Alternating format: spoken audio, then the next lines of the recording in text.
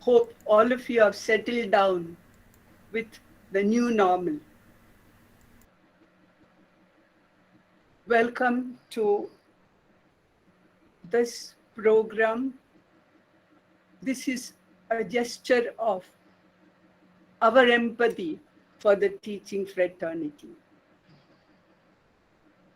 The young population of students with their mercurial behavior inside and outside the classrooms and our own personal troubles throws up multiple challenges in teaching profession for all of us. To meet this demand, innovative strategies should be the norm of teaching profession today. Teachers need to be empowered with the soft skills like empathy and emotional intelligence. I have great pleasure and it's my privilege to welcome Monsignor Leslie Morris, Episcopal Vicar for Education and Health Ministries of Mysore Diocese. Father is the formal principal of St. PHILOMENA'S College. He is a visionary, and during his administration, Father introduced this special program, Life Coping Skills for undergraduate students, as a foundation course. Even today, he is part of the team and guides us in conducting this program effectively. We are privileged to have Father to moderate this session today and then to give the perspective of this program. On behalf of all the panel members and participants, I extend a warm welcome to you, Father. Thank you. Hope the session is going to be fruitful for all of us. Thank you. Over to you, Father. Thank you, Professor Mary Pikurian. My dear panelists, participants from 4 different schools, once again a warm welcome to all of you to this panel discussion cum webinar on evolving empathy and emotional intelligence. At the outset, I would like to introduce the panelists. We have Reverend Father Saju Anthony, the principal of DePaul School. He has a long tenure of experience in the field of education.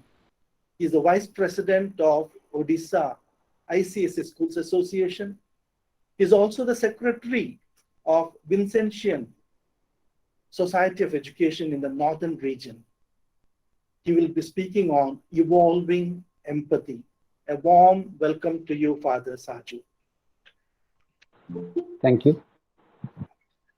We have another panelist, Mr. Sebi Mabeli.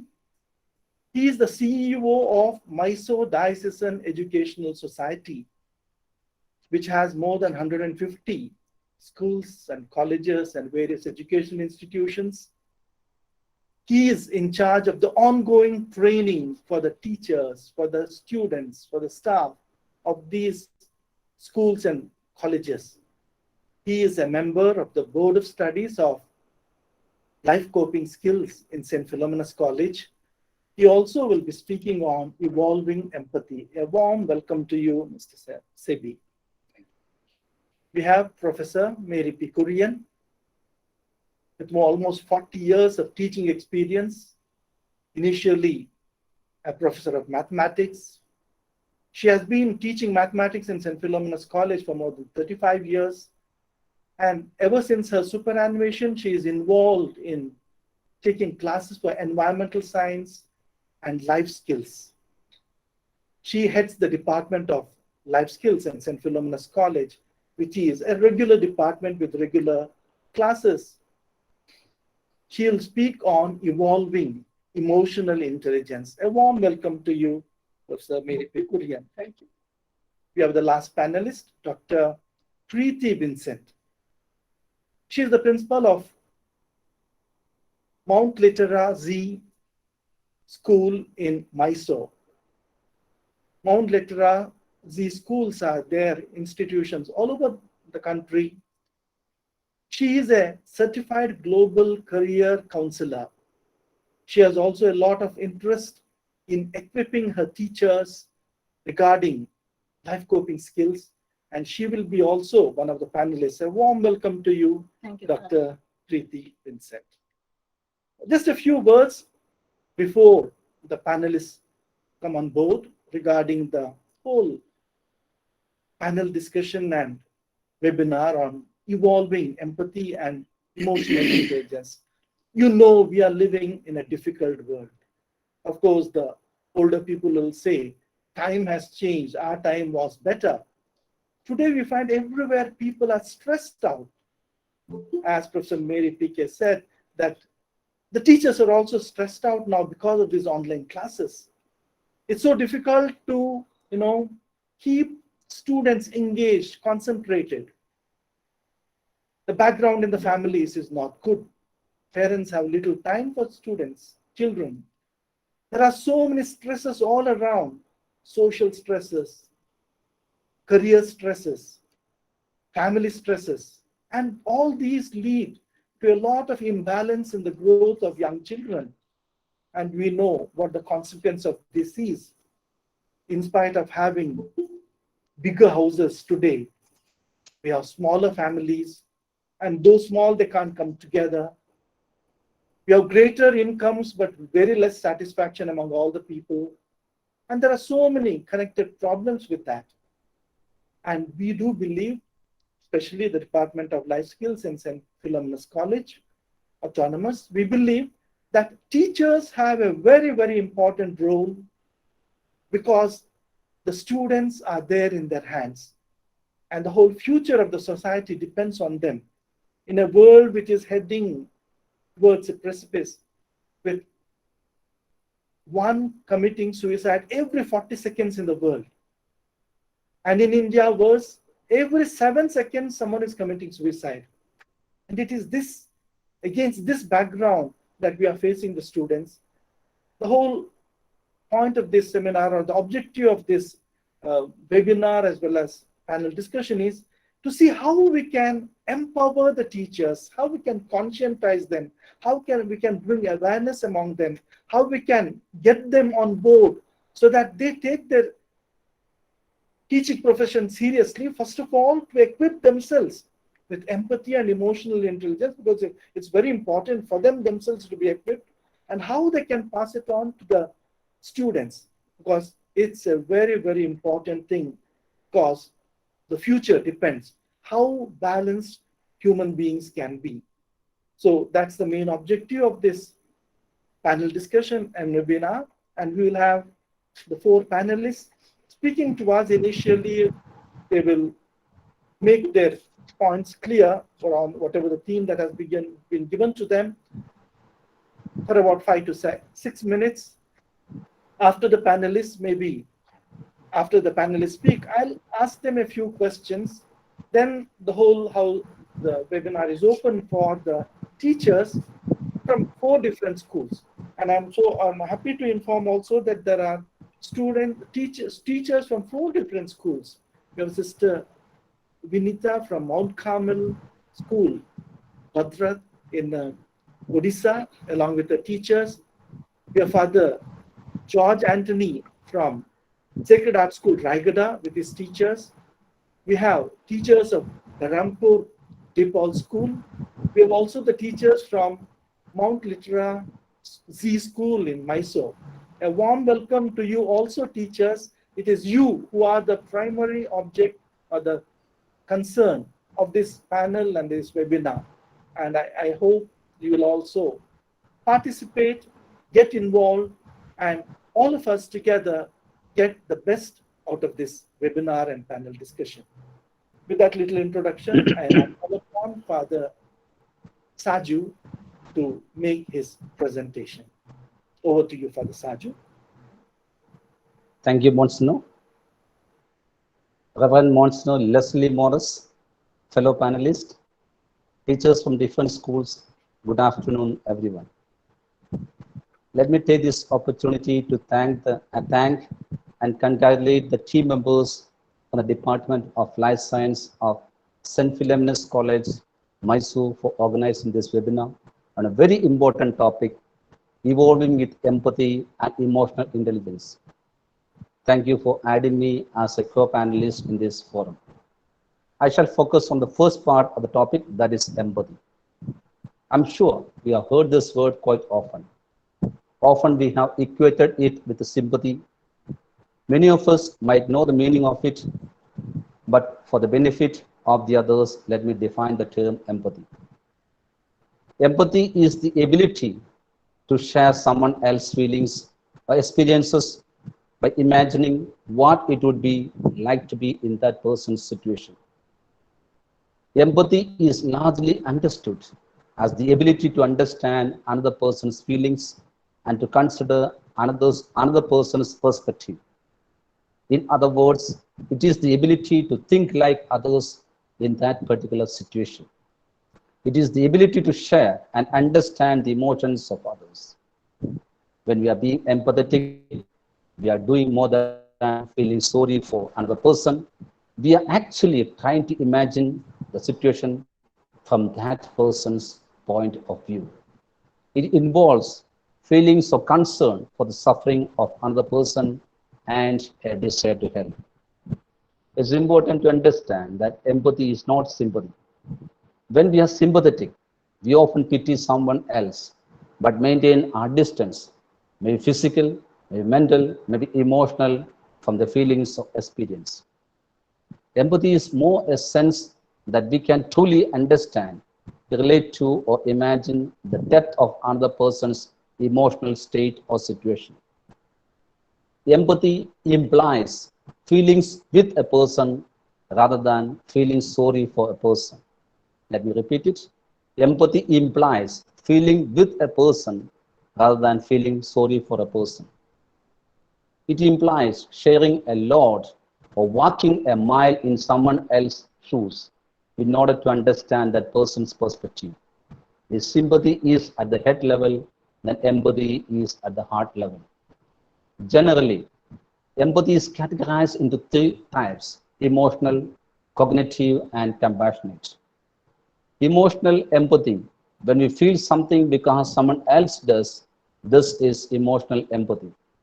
This is the ability to share the emotions of others. You may have experienced this when we cried watching a very sad scene in a movie or in similar situations.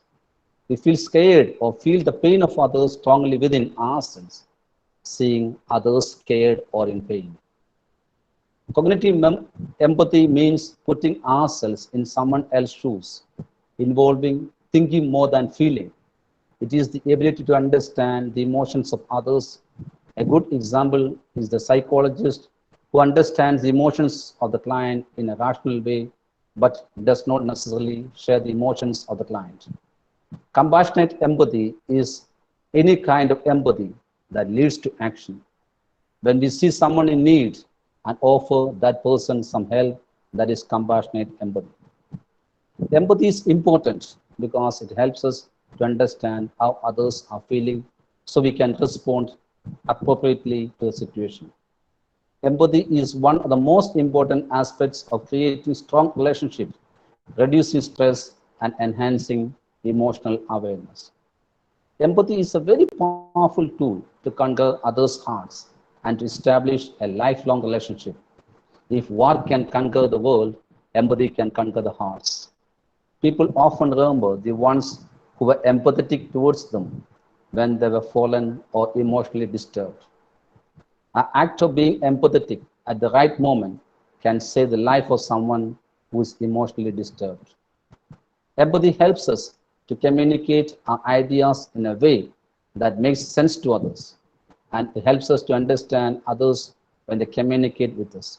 It is one of the foundational building blocks of great social interaction and quite obviously a stepping stone to emotional attachment. Let me explain a few benefits of being empathetic. We can better understand the needs of others when we are empathetic.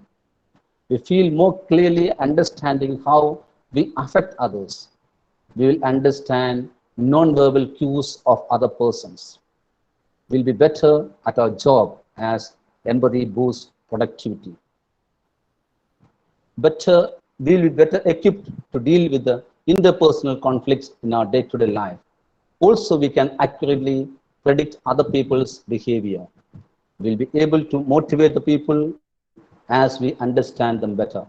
We can convince others of our point of view. It can boost effective collaboration. We learn to look at the bigger picture of things happening in and around us. We'll become a better leader, worker, and friend. Empathy builds leadership. People who are skilled at understanding others' feelings and situations are more likely to be viewed as effective leaders.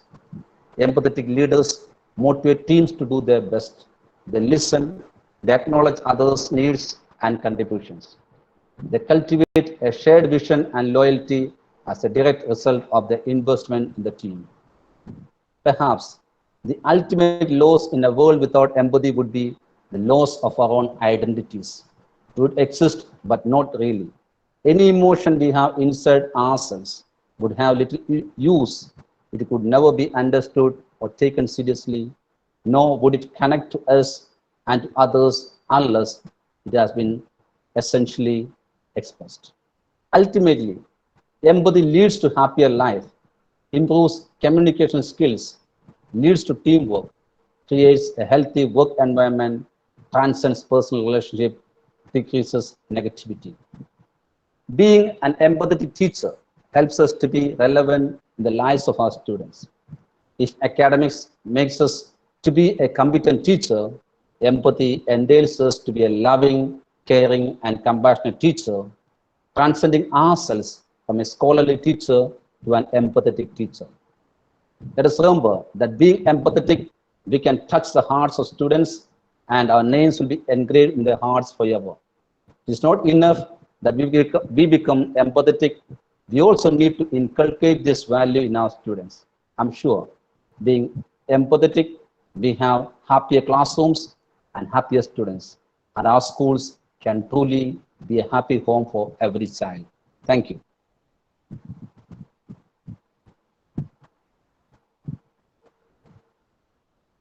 Very clearly what empathy is. It is to walk in the shoes of someone else.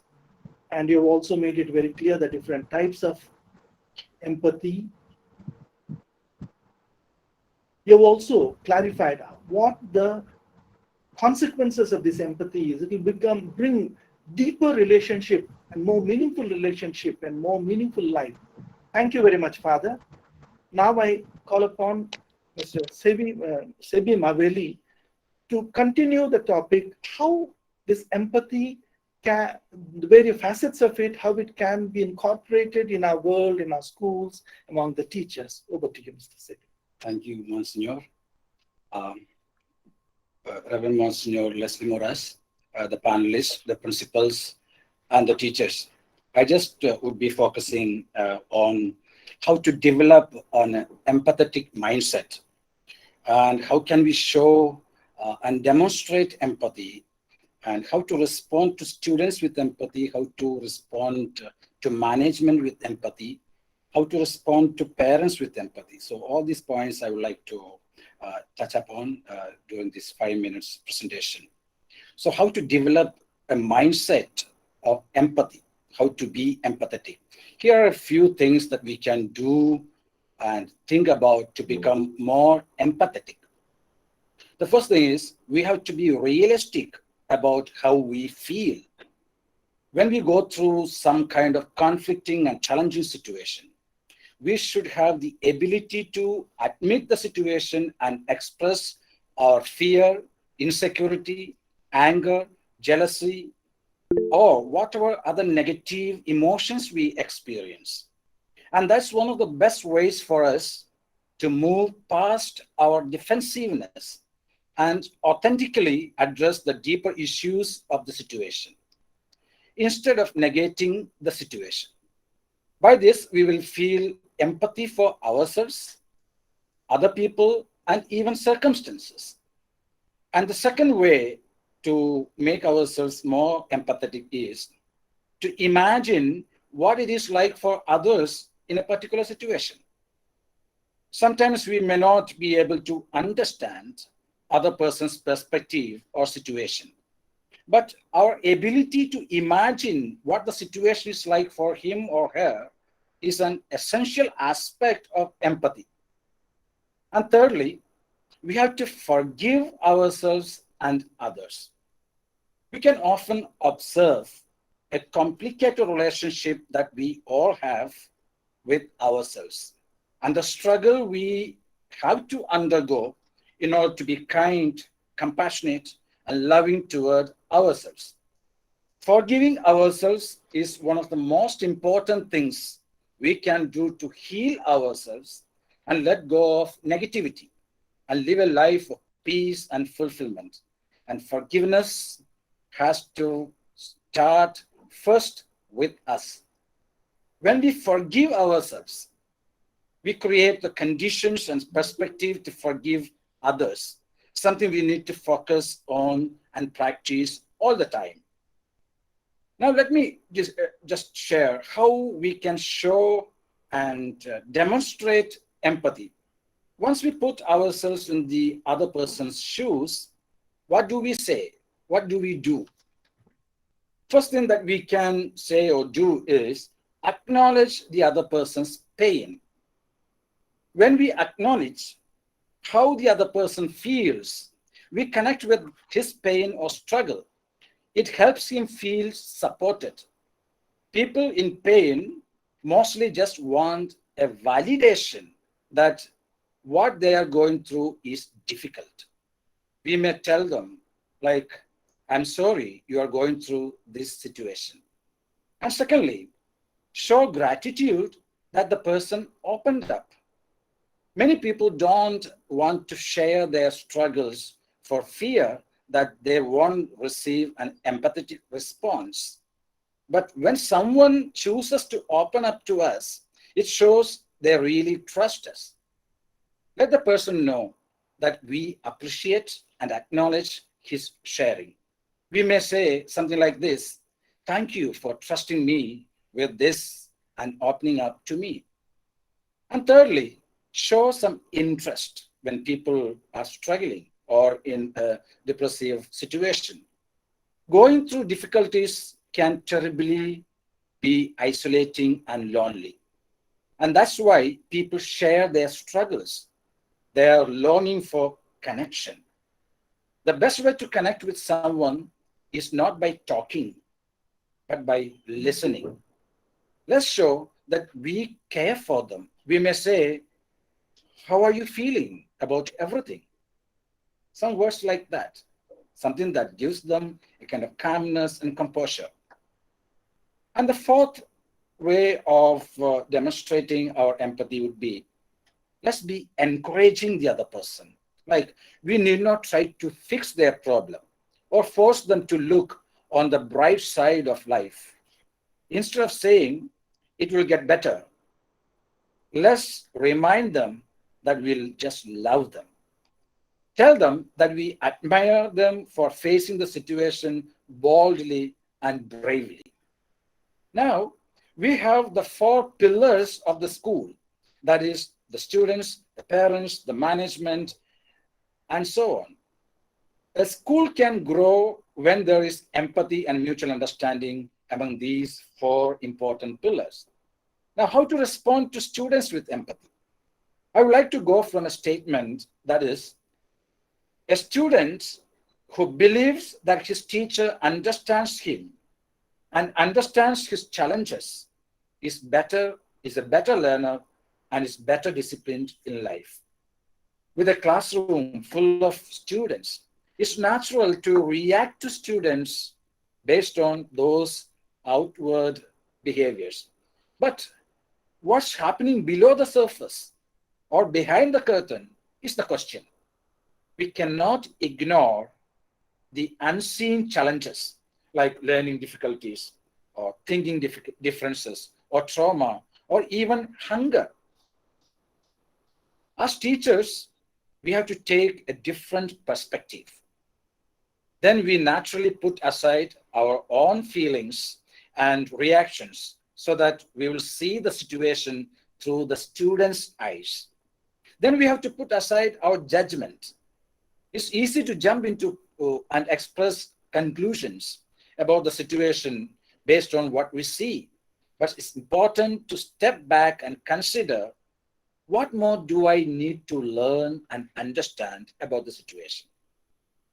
And the real job of a teacher is not being in charge, but it is about taking care of those who are in our charge. Empathy is about being concerned about the human being rather than just the output. Similarly, how to respond to management with empathy? The question that often arises in our minds is the mindset of the teachers in alignment with the vision and mission of the institution? Do teachers ensure their loyalty to the management?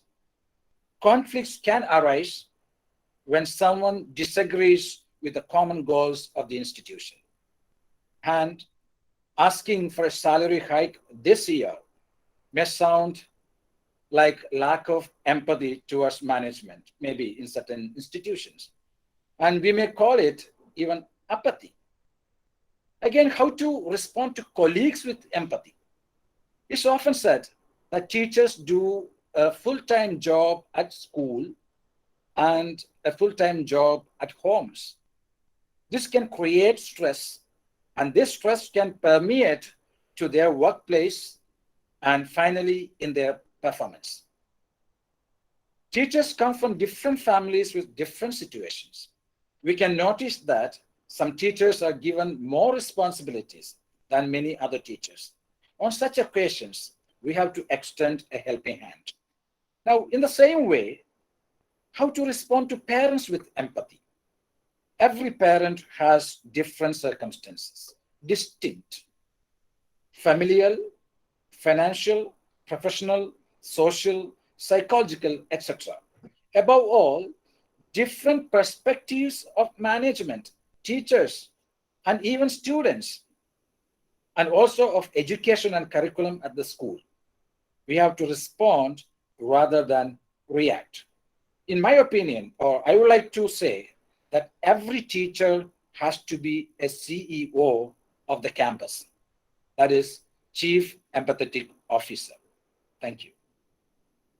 Thank you, Mr. Sebi Mabeli. You have elaborated for the Saju, tried to put across the idea of what really empathy means, and you have elaborated and how it can be concretized in a school situation involving the teachers, the students, the parents, the management. Thank you very much. It ultimately points out to some kind of a positivity that is created, a positive vibe that is created in an institution, which everyone will stand to benefit. When we speak, there was a time when people spoke about IQ, intelligence quotient, and a lot of stress was laid on that. But today, people have come to realize intelligence quotient alone is not enough. Emotional quotient is very, very important, probably even more important. Empathy takes us to how we manage emotions, our own emotions, emotions of others, and how those emotions bring about a web of meaningful relationships. I request now Ms. Mary P. Kurian, with her vast experience of working with young people and teaching life skills in St. Philomena's College. Could you try to tell us what, according to you, is emotional intelligence and how does it, find itself a place in a school or an educational institutional situation? Thank you, Father. Hello, friends. I just want you to take a break from your head to your heart. I'm sure, is there anybody among you who have fallen in love or who live in love or who have experienced love? And that's the best way to learn about emotion. I think all of us have. If you have not Still there is time. Okay. Are the emotions good? I would say emotions are good because they add flavor to our life situations. How is it formed? In fact, our brain stimulates emotions based on our perception of the situation and our memories. So it goes without saying, all of us have emotions. What is emotional intelligence? Do we really need it? Because all of us have handled emotions in our personal life. Emotional intelligence is the capacity to recognize and deal with our emotions and those of others. This skill helps the person to reason out and express the feelings in a most befitting manner, helps in building and sustaining good interpersonal skills. This emotional intelligence helps us to have good intuitions. You know, the exigencies of the time and our profession requires it so much. To achieve the collective returns of teaching profession, that is personal satisfaction and social benefit, the teachers need to evolve with empathy and emotional intelligence. To analyze some of the emotions, of course, starts with love. It has many narratives and perceptions. It energizes a person, motivates to live and to achieve, enriches the persons involved. But mishandling of this emotion can lead to disastrous consequences, even lead to murder and self-destruction. Our acid victims are living examples of this. So my suggestion to every one of you is live in love and not fall in love. Remember that. Now, another very important emotion which we always observe is anger. Anger is good if we know when to get angry and how to get angry. In fact, anger motivates to intervene effectively to solve certain problems. But anger also results in rage, destruction of self and others. It leads to physical ailments, indifference, suicide, stress, etc. Fear is another emotion which has positive outcome. When we are afraid of a situation, we always keep safe. We don't get involved in certain activities or certain situations. Fear is also a stumbling block in having confidence. So reason out your emotions. For this, we need emotional intelligence. What are the measures to equip ourselves, to develop this skill for ourselves in the life of a person? Experienced people have suggested some time-tested measures to work on the 4 domains of emotional intelligence. That is self-awareness, self-management, empathy, and social skills. See, empathy is very important. I'm asking you a question. All these, whatever we are discussing or your presence here, have you ever asked a question to yourself? If not, please do ask. Do you or do we have a vision for ourselves? And also for our students, do we have a vision for our students? Most of the parents, they have a vision for their biological children, but for our students. And do we have enough passion to sustain our energy, to keep us going? The passion and the vision. I hope the answer is yes. If not, let's think about it. Now, the measures I suggest are: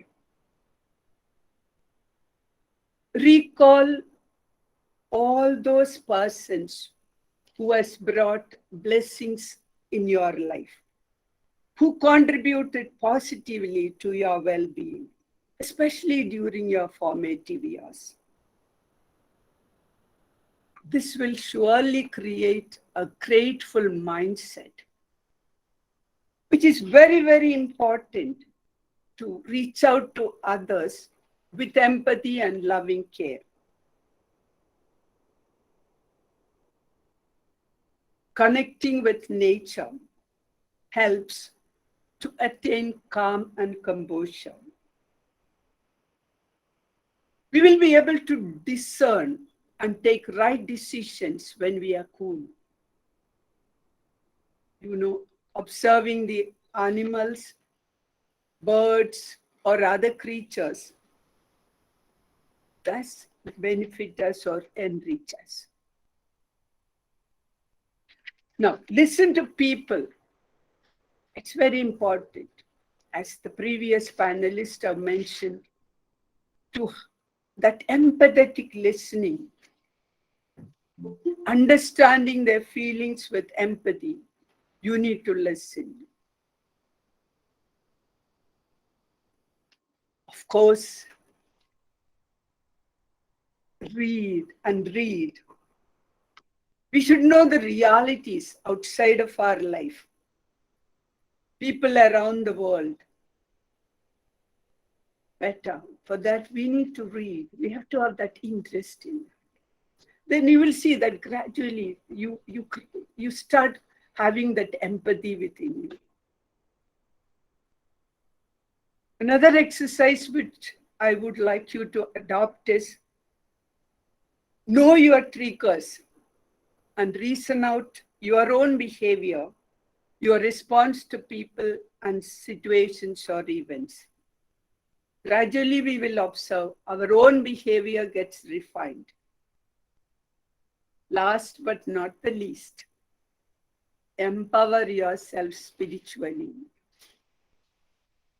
Any human being, when the moment we talk about spirituality, we think it's meant for certain category of people.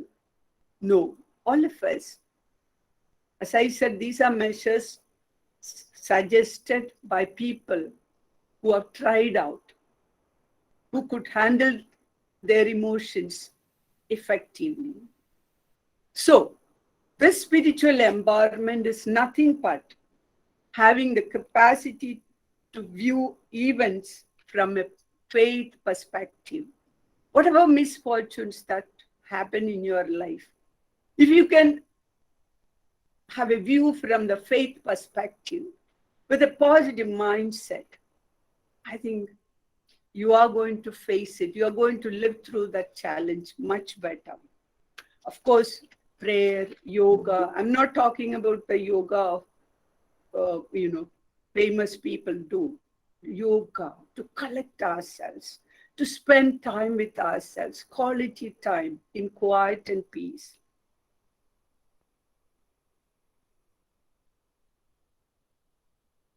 I'm sure there are many more measures which people have tried out.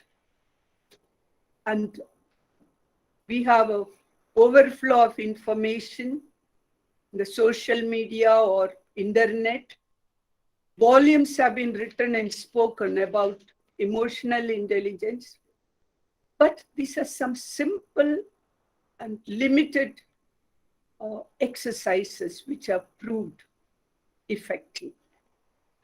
Now, what is the outcome of having this emotional intelligence? There will be a tangible change in our perception of ourselves and others. Ultimately, we need to meet the needs of our children. We need to work as a team in the institution. We need to have a satisfied, contented life for ourselves. We should enjoy being in a team, be a team player.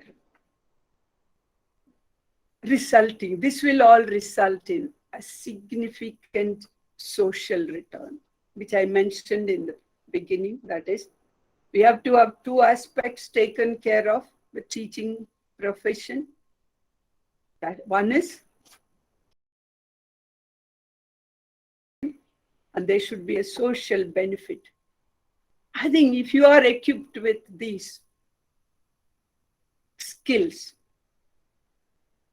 we are ensuring that social return. We are working for the well-being of everyone. Thank you. Thank you, Professor Mary. You have spelled out what emotional intelligence is. You also brought a relationship between reasoning and emotions. You pointed out how love, hatred, or anger play an important role. You also suggested some measures how a teacher can cultivate that emotional intelligence and arrive at a balanced perspective in life, which will definitely permeate to other people. Thank you very much. Dr. Preeti Vincent, she is heading an institution, Mount Literacy School. She has been interacting with the teachers and the students and trying to concretely, bring about the realization of what we are discussing here. Over to you, Dr. Preeti. If you, from your perspective of experience, if you could give us a presentation about evolving emotional intelligence. Thank you, sir. Good afternoon, moderator, panelists, principals, and our dear teachers. Dr. Sarvepalli Radhakrishnan once said, teachers are the backbone of our educational system. True teachers are those who help us think of and for others and for ourselves. As a principal, I truly believe that teachers are strong pillars of an educational institution. Now, what is the importance of emotional intelligence for teachers? Emotional intelligence helps teachers face a situation in which their actions can impact the students' learning and well-being. Also, it helps them deal with the new challenges like problematic group of students, crowded classrooms, and also lack of motivation. Significant role of a teacher in molding the emotional intelligence. A teacher studies the level of emotional intelligence of all the students or a particular student to influence the behavior. As per the bond created between the teacher and the student, teacher is able to understand student's environment, that is, host environment also, which plays a vital role. New approach of teachers towards the students embraces the learning and the learner. Quality emotion management is necessary for teachers to handle classroom situation, to develop a real vision. Role of teachers in promoting emotional intelligence of a student. A keen understanding of a child's emotional intelligence facilitates the provision of an appropriate teaching learning technique that caters a child's need. It helps us to mold the child and also bring out the barriers even in the academic progress. When teachers become mentors, they open the doors of the knowledge and help them to explore in life and enable the child to sense eternal realities and also developing morality. Teachers as a role model for the students to tackle the problems faced by them in their personal life. A teacher should ideally play the role of a mentor, a parent, and a good friend, responding with empathy and emotional intelligence to the circumstances of others, even with the colleagues or with the students. This should be one of the most important skills that a teacher should possess.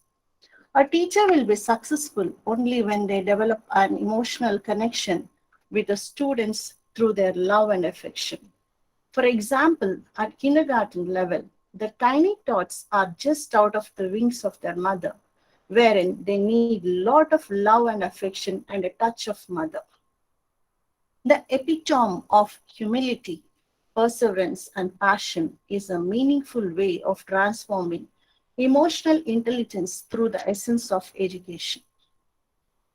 Now, what is the art of handling emotions of students at high school level? At high school level, the conflicts between the head and the heart reaches the peak. This situation becomes worst as the adolescent age forces the child not to seek help from anybody. It includes the parents or the teachers also. They love to be more with their peer group and they would spend more time with them. Accepting defeat is not a part in their dictionary. The teachers here can emerge as a savior if he or she is able to capture the root cause of the issue at the correct time and mold the child. A friendly approach towards the child can work wonders as it will ease out the pressure on the child to open up. Here, the teacher can contribute to create a sound mind in a sound body. What are the measures to be taken to boost the emotional intelligence of our students in the classroom scenario? Classroom is a cradle of knowledge transaction between the student and his educator. Moreover, it is also a place where a bond of understanding and trust grows between them. Confidence building rightly happens inside the classroom, encouraging the students to speak in front of the classmates, asking them to participate in various activities like debates, sports, and also declamation. Debates and declamation brings the confidence in student to speak out confidently and strong believers in their ideas and thoughts about life and world outside the four walls of the classroom. What is the role of a school in preparing the teachers to handle students as a dynamic educational agent? The school should emerge and understand that it's a role of a school to build the confidence in teachers and understand the problems faced by the teachers. School should not focus only on the four walls of the classroom, but way beyond into the community as well. Together with teachers, parents, and community members, they can push their students to make them a successful global citizen. Now, teachers should also know their emotional intelligence level. There are two ways, in an easy way, they can understand what is the level of their emotional intelligence. It can be self-report and a report by others. A teacher can sit down and just think or recollect the actions in the classroom or the decisions taken in the tough time with the students and this can be used as the self-report on the emotional intelligence. At the same time, the report from others, she can also speak to the colleagues at the time of crisis. What was the behavioral problem with her or him? or she can take it in a positive way and correct the mistakes wherever it happened. The strong relationship between a teacher and a student at the time of crisis is very important. A teacher's role and influence does not just end in the classroom. It has a huge impact on the entire personality of the child. The teacher should be able to win the trust of her students so that they feel confident to approach her. At any problematic situation, the teacher should make the child comfortable with the promising words of, "I care for you and I stand with you to find solutions for your problems and confusions. You're not lonely or isolated. I am with you." To conclude with, I would like to say the ultimate vision of a teacher is the holistic development of the child. As Gandhiji rightly said, education should be the all-round drawing out the best in the child, body, mind, and spirit. With a little effort and sensitivity, a teacher can definitely help in complete development of a child with a positive outlook. Thank you. Thank you, Dr. Preeti Vincent. You have, from your experience and working with teachers, you have brought out how that bond has to be created between students and the parents, and a bond which will last for a lifetime and which will bring concrete results. Thank you very much. Before we open up to the audience, just a couple of questions to the panelists. For the Saju, you said there are 3 types of empathy: the empirical, the cognitive, the compassionate. Do you think that all the 3 can exist simultaneously in a person? And if you could elaborate some of the concrete ways in which a teacher can practice empathy in the classroom. Thank you, Father.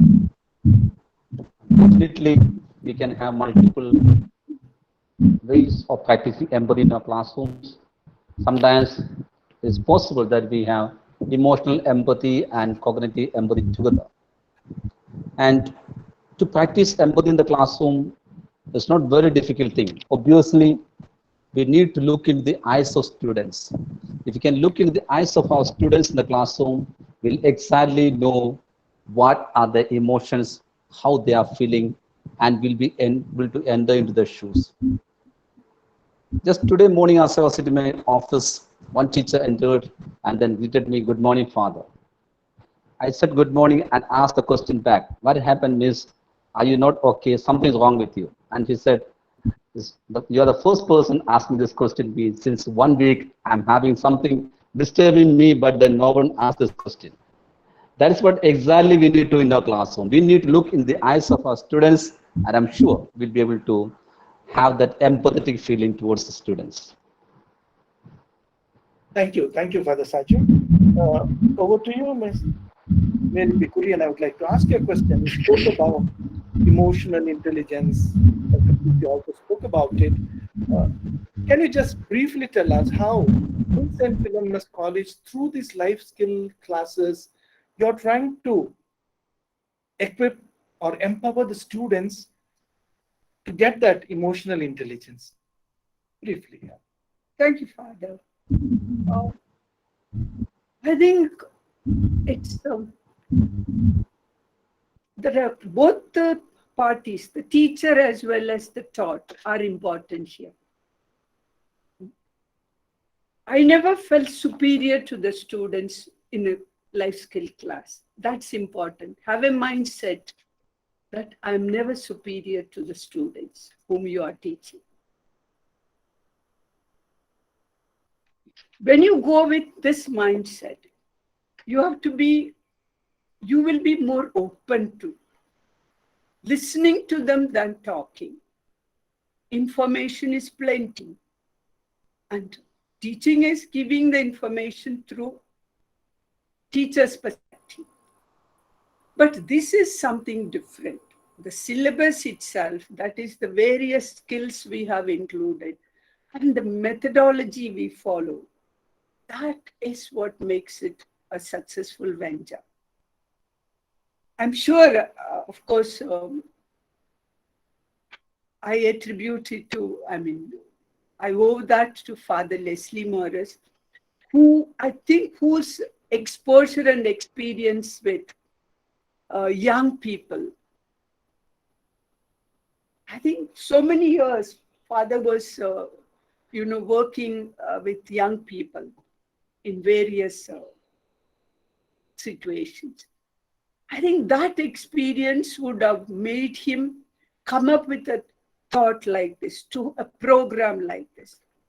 And the way we execute it, as I said, completely interactive.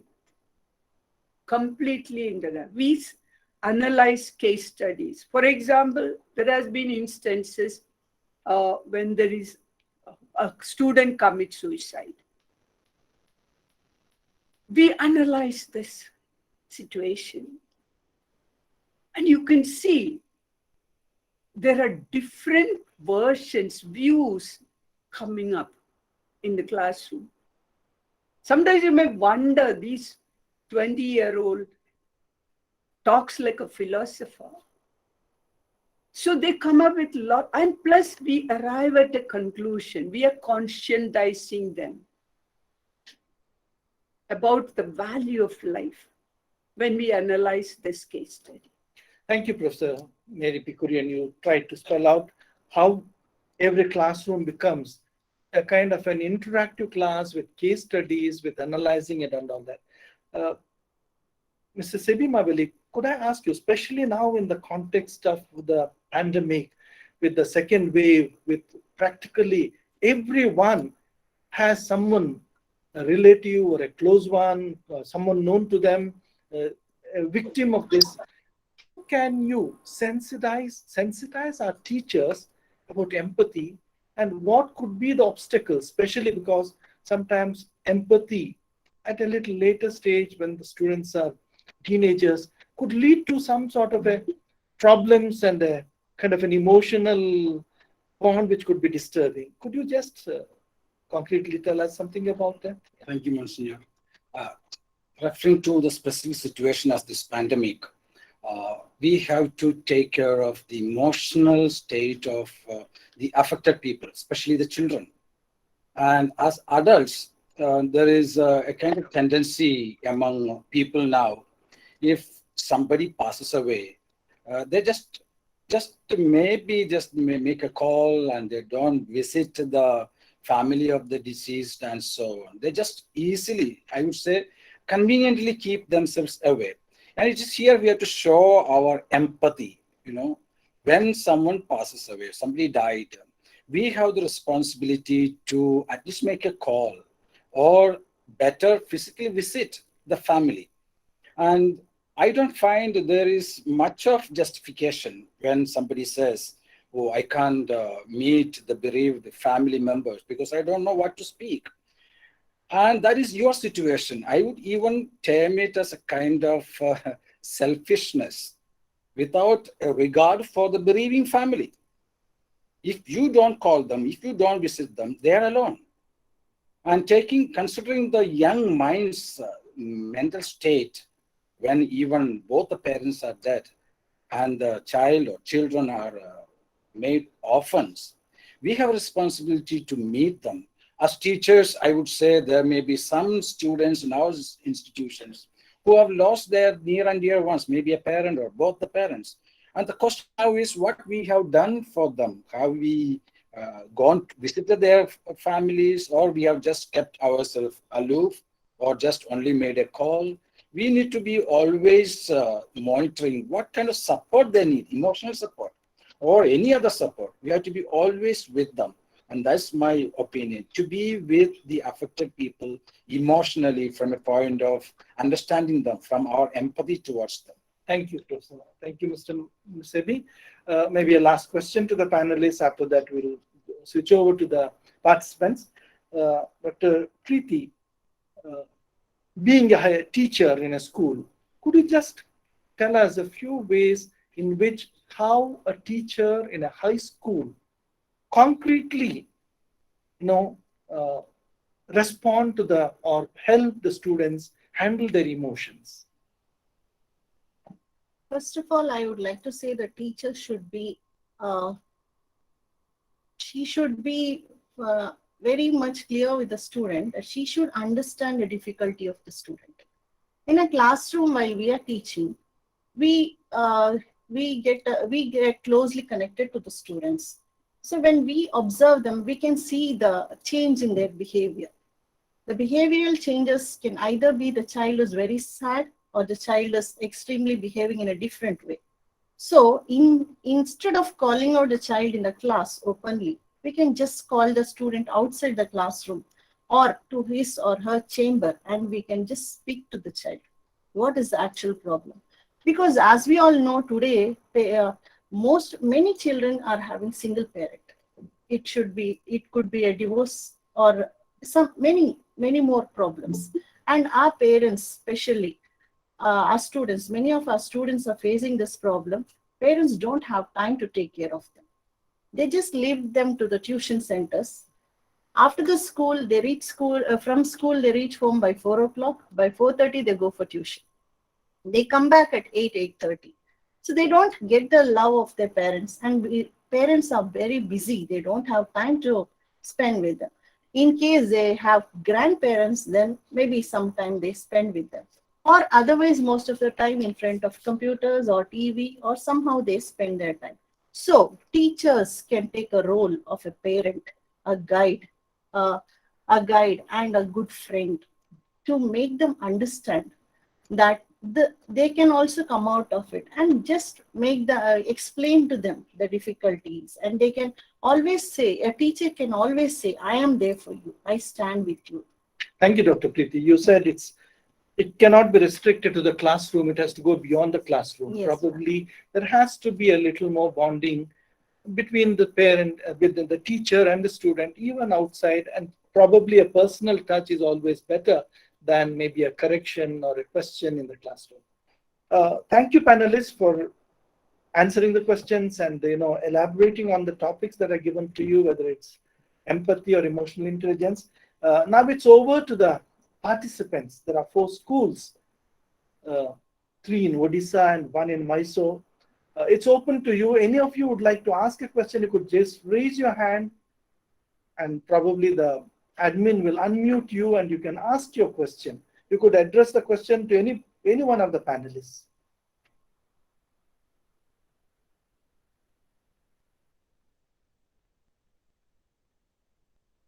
Can they unmute on themselves? Yeah. But then are you able to see everyone? Yeah.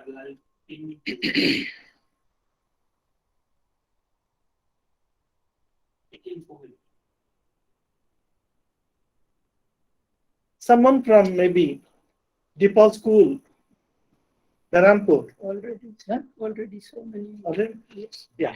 Yeah. Okay. You just unmute one of them. Ask them to unmute the mic. The participants, can you please unmute the mic? Manoj Kumar. Unmute the mic. Can Manoj Kumar? Yeah. Manoj Kumar, can you unmute your mic and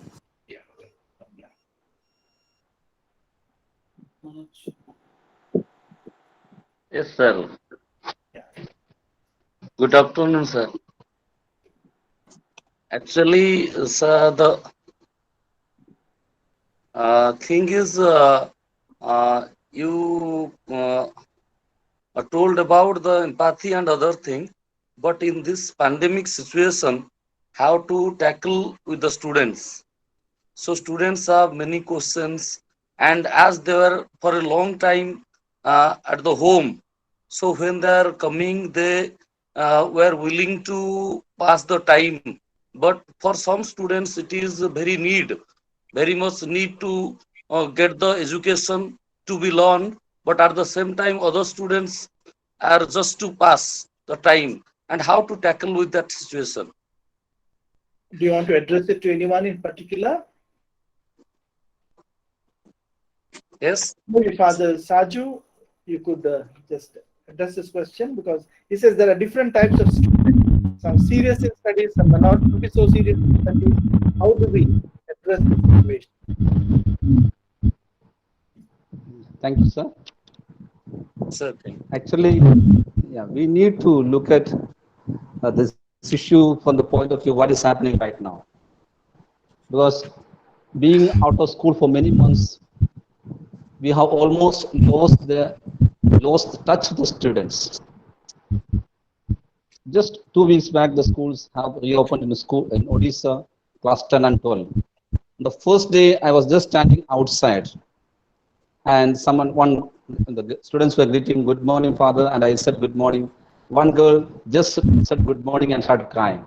When I asked, she has lost her dad, and then mom is in the hospital.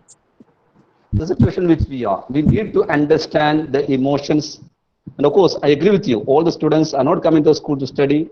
They're coming maybe for some other interest or maybe because they can be at home. But we need to have a very empathetic approach, because it is not enough that one child studies or one improves. Rather, it is very important that everyone gets equal care and equal opportunity. Thank you. Thank Thank you. you, Father. Anyone else? Any others?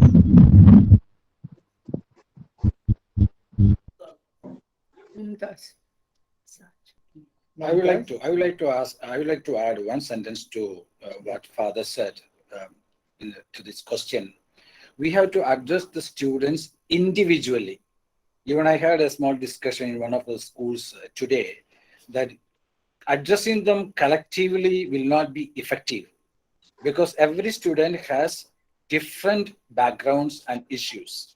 So I just wanted to add that address the students individually. Of course, the teachers have to take special care to address every student, especially the students who really face that emotional maybe imbalance. So that's one of the, address the students individually. Thank you, Mr. Sebi. I think. Sir. Thank you, sir. Yeah.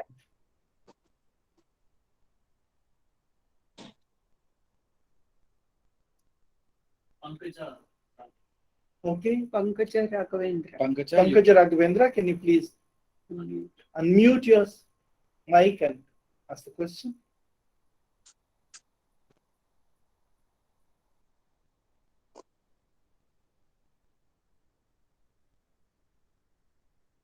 Brinda Sanju. Yeah? Brinda Sanju. Brinda, Sanju. Any one of you who can just unmute your mic and ask the question. Yes, sir. I am Brinda here. I am from Mount Litera's School. My question is to Father Saju. Father, as you said, being empathetic helps us to be a very compassionate teacher. I agree. But at the same time, don't you think we would be criticized by our colleagues being so empathetic? Maybe as students at times, we be labeled as some mistake for our act of empathy. Don't you think so?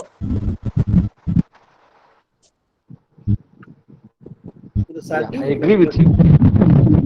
I agree with you. At times can happen when we try to do something different and then try to help others would even call us as another Mother Teresa or something like that. They would label us, yes, this person is little extra, as if only she knows or he knows. Are we not part of the team? Are we not like her, or should we not be? That kind of questions can really arise. Time, ultimately, after many years, when we look back, we'll see those students who have really received our help when they were fallen, when they were in trouble, emotionally disturbed. Only those students will remember us, whom we have really touched when they were in need of us. Okay, exactly. Come what may the thinking of other teachers or colleagues, but ultimately, students will appreciate that we were with them when they needed us the most. I think the teachers have to take the risk. This is something which is important, which will touch the students. I think definitely you need to take the risk of it. Any other questions, please? Ranjita Maria. Ranjita Mir. Yeah. Ranjita Mary? Yes. Yeah, I'm Ranjita Mary from Mount Litera's School. My question is to Father Saju. As we become more empathetic and feel one with the students, how to compromise discipline in that matter, Father? I think everybody is asking only me. Fine. Yeah. Yeah. Definitely. Sometimes we think that, yes, being attached to somebody or understanding somebody empathetically means lowering down the discipline. No. Rather, Yes, yes. when they start loving us, am I audible? Yes. Yes. When we start loving, when they start loving us, and then when we have a kind of emotional attachment and they understand that I can rely on this teacher, she can understand me and my emotions, she has the feeling of empathy towards me, I'm sure instead of indiscipline we can expect is discipline. Okay, thank you for the Saju.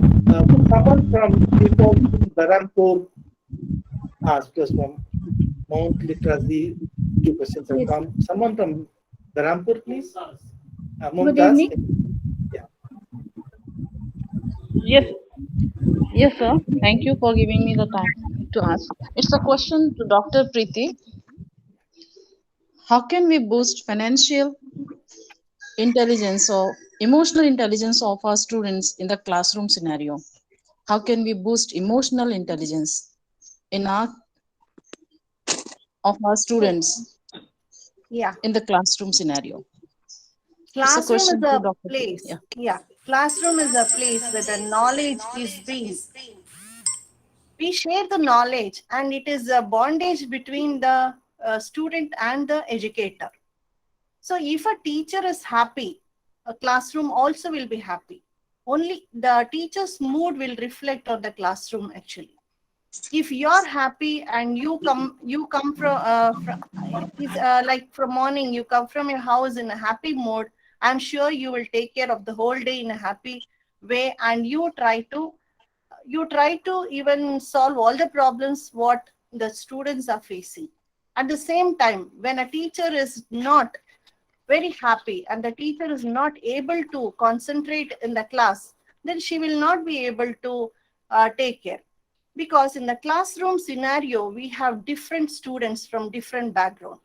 So you cannot, like when a child, and this is the age of questioning, and the children may ask you n number of questions. So at that level, instead of being angry with them, we have to be emotionally strong.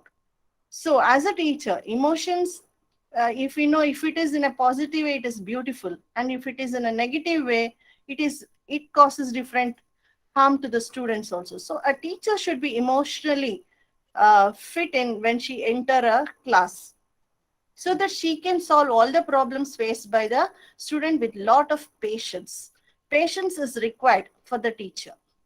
So the empowering of the teachers for emotional intelligence is very, very Very, important, very because important. that will pass on to the students. To the student. Good. Could Thank someone you. from some sacred art, Raigada, is there anyone to ask a question? Yes, good afternoon, panelist. Yeah. Yeah, it is. I am Mamta Mai Pradhan from Sacred Heart School, Raigada. So, good afternoon, everyone present over here. My question is to Sebi sir. Sebi sir, I would like to know how to show empathy in action. Yes. Thank you for that question. Okay, usually people limit the showing their empathy only through words.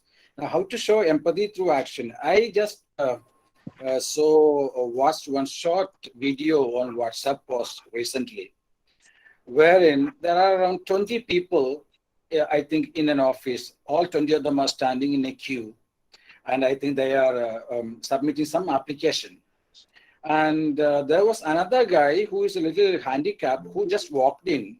He also was going to the last of the queue and about to stand there in the queue.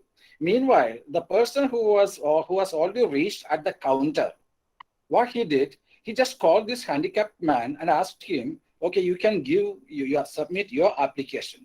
And this man who was standing at the counter, he went back to the last of the queue. And this handicapped man came and stood in front to submit the application. And what followed was really interesting.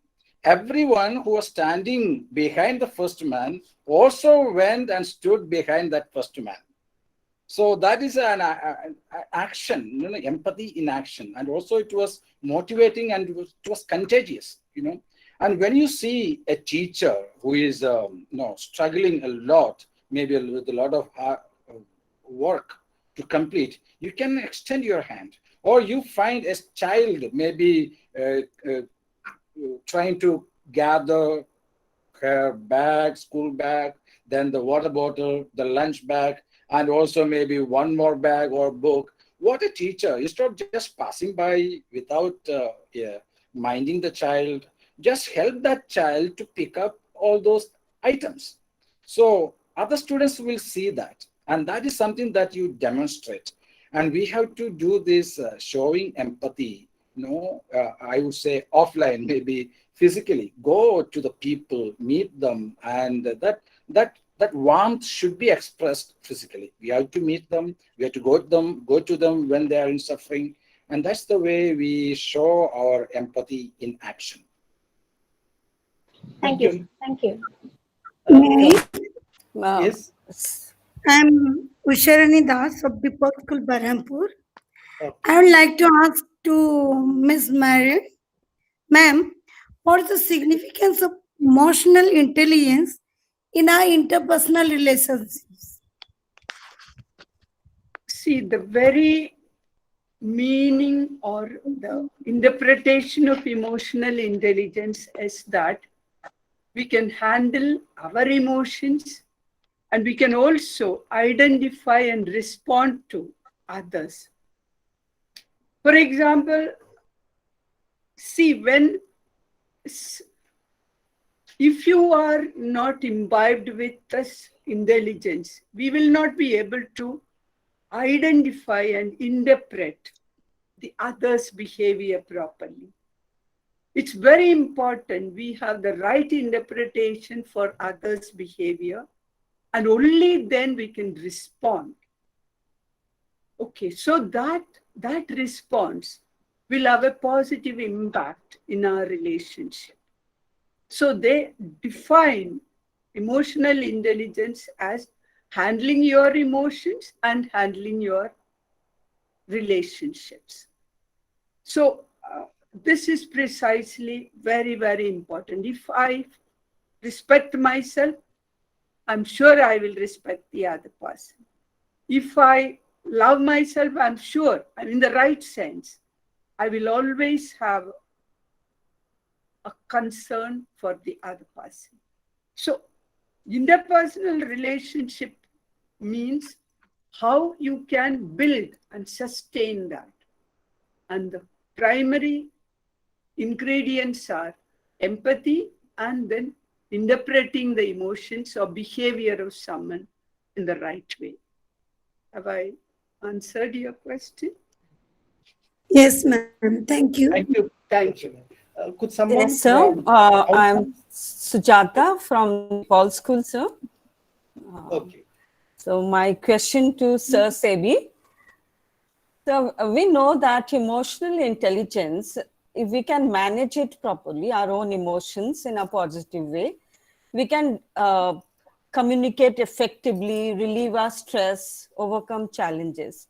But sometimes our emotions become so serious, maybe external or internal.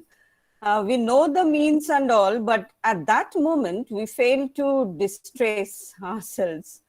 So that will surely affect our children even. So that moment, instantly, how can we distress, manage our emotion?